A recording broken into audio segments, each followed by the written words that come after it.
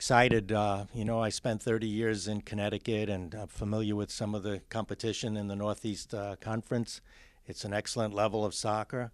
After a long career in the professional game, I'm really excited to be back in the collegiate game. So I'm happy that the Northeast Conference has reached out to me, and I welcome the challenge of making the quality of play and the quality of officiating as good as possible.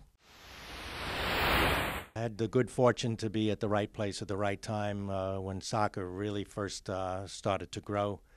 I played at Long Island University. I was an All-American goalkeeper there in the early 60s, and then when the coach became dean of students, they asked if I would take over the team, and we had an excellent team. And in my first year, 1966, we were in the NCAA championship game. I don't think there's anyone else in America who can say they played in the NCAA tournament, coached in 2 NCAA finals, and officiated an NCAA final. So my career has been covered all bases of it, playing, coaching, and officiating. And I had the good fortune to be the goalkeeper assistant coach for the U.S. national team in the 1990 World Cup, and referee-in-chief of Major Indoor Soccer League, and when MLS in their second year, when they were of the opinion they needed somebody to head their referee program, I was fortunate enough to get that job. So after 15 years of MLS, I needed to slow down a little bit. Not that I think I will do so with NEC, but it was time for a change, and I'm happy that that change was made.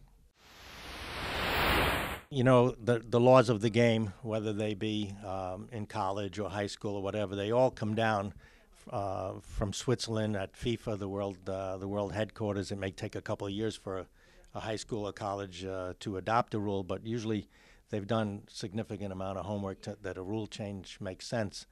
Obviously, they've been looking at video replay. They've been looking at goal line technology. I think those things are quite a few years away. They've been looking at putting officials behind the goal line so that assistant referee, goal judge, and also to help in the determination of penalty kicks, because the game, the athletes have just become bigger and faster and stronger. The equipment is better. The ball travels further. It's just so difficult for one referee and 2 assistant referees to manage.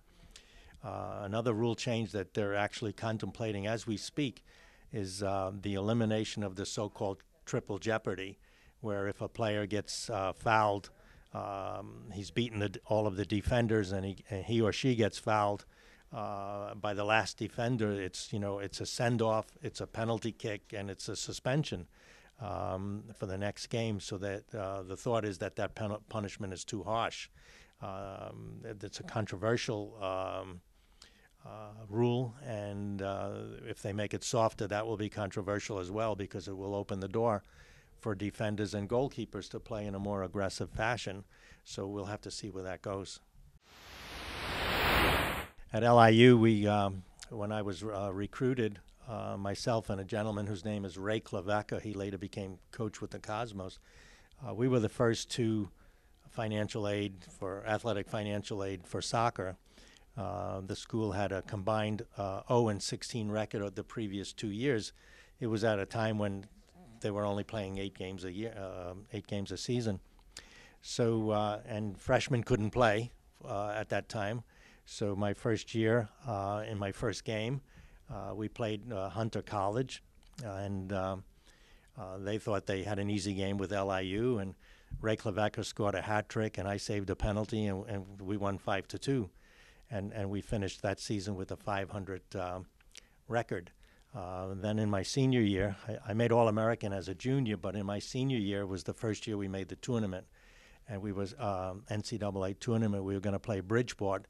Our field was not regulation, so the game had to be played at Pratt, which was just up the street. And the game was scheduled for Saturday, but on that Friday, President Kennedy got killed. And so the game was canceled and played midweek after all of the ceremonies. But we lost the game 3-1, and we felt that you know, that when the president got killed and all, we lost all of our excitement and energy going into the game, and Bridgeport was a lot better team than we were anyway. So, but that's a memory that goes way back.